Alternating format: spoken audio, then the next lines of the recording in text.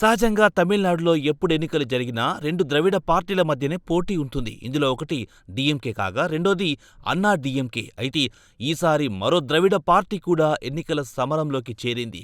అదే సినీ హీరో విజయ్ నాయకత్వంలోని తమిళిగ వెట్రి కళగం పార్టీ.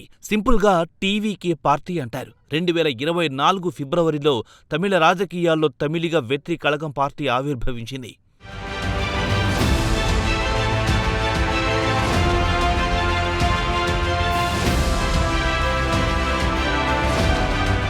కాగా విజయ్ పార్టీ ఎన్నికల సమరంలోకి దిగడం ఇదే తొలిసారి. సహజంగా తొలిసారి ఎన్నికల్లో పోటీ చేసే పార్టీలు ఇతర పార్టీలతో పొత్తులకు తాపత్రయం పడుతుంటాయి. అయితే విజయ్ మాత్రం పొత్తులకు నో అంటున్నారు. ఒంటరిగా పోటీకి సై అంటున్నారు. ఇందుకు కారణాలు ఆయనకు లేకపోలేదో. పెరియార్ సిద్ధాంతాలే తమ పార్టీకి పునాదులని విజయ్ వెల్లడించారు. దీంతో భారతీయ జనతా పార్టీని తమకు సైద్ధాంతిక శత్రువుగా విజయ్ పేర్కొన్నారు. ఈ నేపథ్యంలో అన్నా డీఎంకే నాయకత్వంలో ఉన్న ఎన్డీఏ కూటమితో పొత్తుకు నో అని కుండబద్దలు కొట్టారు విజయ్.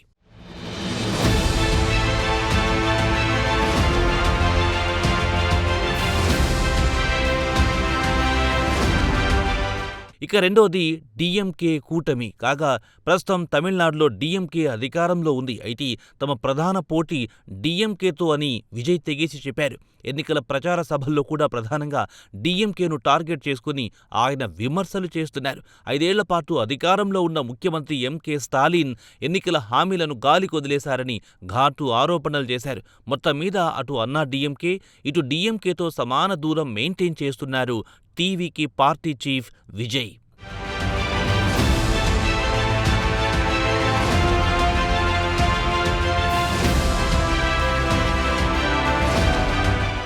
కాగా డీఎంకే పాలనపై వ్యతిరేక ఓటు ఈసారి చీలిపోతుందంటున్నారు రాజకీయ పరిశీలకులు. అలాగే అన్నా డీఎంకేకు పడే ఓట్లను కూడా కొంతమేర విజయ్ పార్టీ చీల్చుకుంటుందని వీరంటున్నారు. అసలు డీఎంకేకు ప్రత్యామ్నాయంగా అన్నా డీఎంకే ఇప్పటివరకు ఎదగలేకపోయిందన్నది వీరి వాదన. ఈ నేపథ్యంలో అసెంబ్లీ ఎన్నికల్లో ఏ రాజకీయ పార్టీకి ప్రభుత్వాన్ని ఏర్పాటు చేసేంత సీట్లు రావంటున్నారు. దీంతో హంగ్ ఏర్పడుతుందని అంటున్నారు.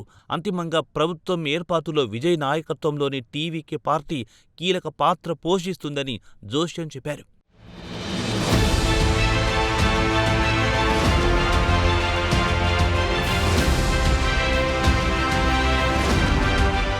ఇదిలా ఉంటే ఇటీవల కాలంలో విజయ్ పార్టీ బలోపేతమయ్యింది. అన్నా డీఎంకే పార్టీలో గతంలో కీలక బాధ్యతలు నిర్వహించిన సీనియర్ నేత సెంగొట్టయ్యన్ ఇటీవల తన అనుచర వర్గంతో కలిసి విజయ్ పార్టీలో చేరారు. అలాగే అనేక నియోజకవర్గాల్లో అన్నా డీఎంకేలోని ద్వితీయ శ్రేణి నాయకత్వం విజయ్ పార్టీకి మద్దతుగా నిలుస్తోంది. అంతేకాదు డీఎంకే పార్టీ విజయ అవకాశాలను విజయ్ పార్టీ బాగా దెబ్బతీస్తుందంటున్నారు. కంచుకోట లాంటి నియోజకవర్గాల్లో కూడా డీఎంకే అభ్యర్థులు స్వల్ప తేడాతో ఓడిపోయే అవకాశాలుంటాయంటున్నారు. అలాగే యువ ఓటర్లు విజయ్ పార్టీకి మద్దతుగా నిలుస్తారని రాజకీయ పరిశీలకులు భావిస్తున్నారు.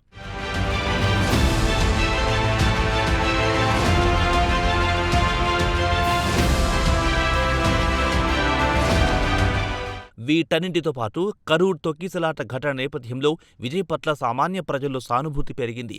తొక్కిసలాట నేపథ్యంలో విజయ్ని ప్రజల ముందు ఒక దోషిగా నిలబెట్టడానికి మిగతా రాజకీయ పార్టీలు ప్రయత్నించాయన్న అభిప్రాయం సామాన్య ప్రజల్లో కలిగింది. కాగా తొక్కిసలాట కేసుకు సంబంధించి తాజాగా సీబీఐ సమన్లు జారీ చేసింది. దీంతో కేంద్ర దర్యాప్తు సంస్థను అడ్డం పెట్టుకుని విజయ్ని వేధిస్తున్నారని సామాన్య ప్రజలు అనుకోవడం మొదలెట్టారు.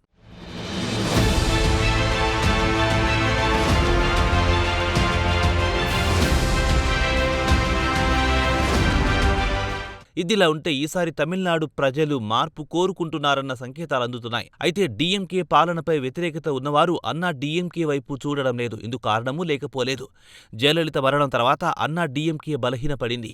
సంస్థాగతంగా కూడా బలహీనపడింది. అంతేకాదు అన్నా డీఎంకే చీలికలు పేలికలు అయ్యింది. దీంతో అన్నా డీఎంకే కంటే విజయ్ పార్టీయే బెటర్ అనే మెజారిటీ ఓటర్లు భావిస్తున్నారని తెలిసింది.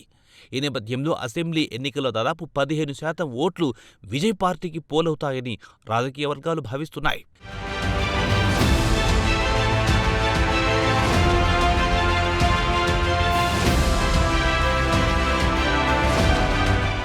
ఇదిలా ఉంటే విజయ్ కేవలం సినిమాలకి పరిమితమైన నటుడు కాదు. కొంతకాలంగా సేవా రంగంలోనూ ఆయన కొనసాగుతున్నారు.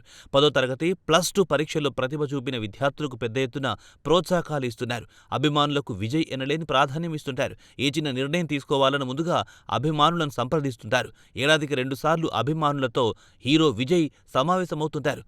వారికి పసందైన విందు ఏర్పాటు చేస్తుంటారు. అంతేకాదు అభిమానులకు ఖరీదైన బహుమతులు కూడా ఇస్తుంటారు. ఫ్యాన్స్ పట్ల తన ఆత్మీయతను చాటుకుంటుంటారు స్టార్ హీరో విజయ్. మొత్తం మీద తమిళనాడు ఎన్నికల్లో విజయ్ పార్టీ జోష్ మీదుంది.